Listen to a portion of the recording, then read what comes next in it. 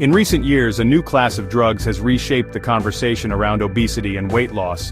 Medications like Ozempic, Wegovy, Mounjaro, and Zepbound are being called game changers. But what exactly are they? How do they work? And what do medical professionals say about their risks and benefits? Today, on The Think Tank, we break down the science, the differences, and the concerns behind the world's most talked about weight loss drugs. Most of today's popular weight loss drugs belong to a family known as GLP-1 receptor agonists. These medications mimic natural hormones that regulate appetite and blood sugar. Some of the newest options also act on a second hormone called GIP, amplifying their effects on weight loss. Originally designed to treat type 2 diabetes, doctors noticed patients were losing significant amounts of weight. That discovery led to higher dose versions being approved specifically for obesity treatment.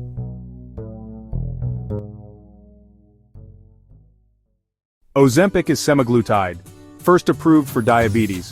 While not officially labeled for weight loss, it's often prescribed off-label for that purpose. Clinical trials show people losing about 12 to 15% of body weight. Wegovy is the same drug, semaglutide, but at a higher dose. It's FDA approved specifically for obesity, and patients often lose 15 to 20% of their body weight. Then comes Mounjaro, also known as tirzepatide. Unlike semaglutide, it targets two hormones, GLP-1 and GIP. This dual mechanism often leads to even greater results, with patients losing over 20% of their body weight. The weight loss version of Mounjaro is branded as Zepbound. Clinical trials show some patients shedding up to 25% of their body weight, making it the most powerful option yet. Other names you might hear include Saxenda, an older daily injection GLP-1 that results in more modest weight loss, usually 5 to 10%. There's also Rybelsus, a pill form of semaglutide used mainly for diabetes, and non-GLP-1 options like Qsymia, Contrave, and Orlistat. These can help some patients, but none match the results of semaglutide or tirzepatide.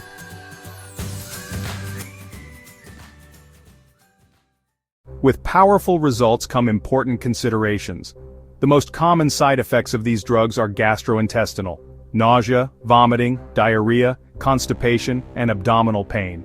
For most people, these symptoms improve with time, but they can be severe enough for some patients to stop treatment. There are also more serious risks.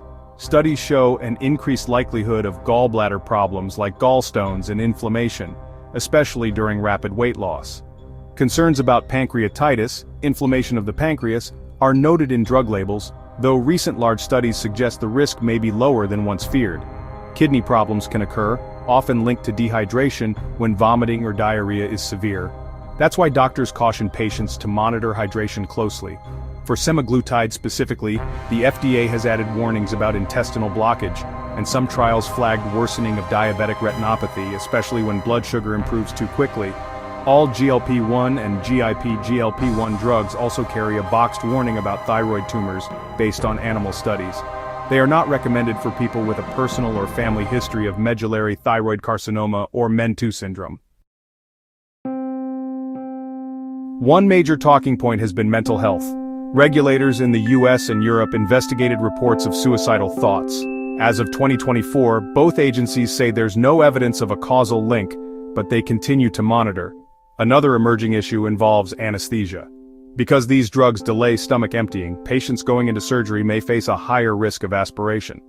Early guidance suggested stopping the drugs before surgery, but updated 2024 guidelines say most patients can continue, while those with severe stomach issues or in dose escalation may need a special liquid diet before procedures. Another consideration is body composition. While most of the weight lost is fat, studies show that some lean muscle mass is also lost, roughly a quarter of the total weight reduction. Doctors emphasize resistance training and adequate protein to help maintain muscle during treatment. So who should avoid these drugs?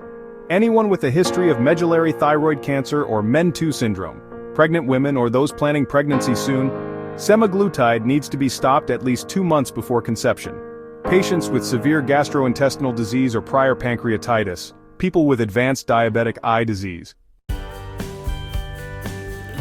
The rise of drugs like Wegovy and Zepbound represents one of the most significant breakthroughs in obesity treatment to date. On average, they achieve double or even triple the weight loss of older medications. But like all powerful therapies, they come with trade-offs. Gastrointestinal issues are common. More serious risks, though rare, exist. And weight loss isn't just about numbers on the scale. Maintaining muscle, protecting long-term health, and ensuring safe use all matter. The future may bring even more advanced versions of these medications, but for now, semaglutide and tirzepatide remain at the forefront of a revolution, reshaping how we think about weight, health, and medicine itself. This is the Think Tank. If you found this breakdown helpful, be sure to like, subscribe, and join the conversation below.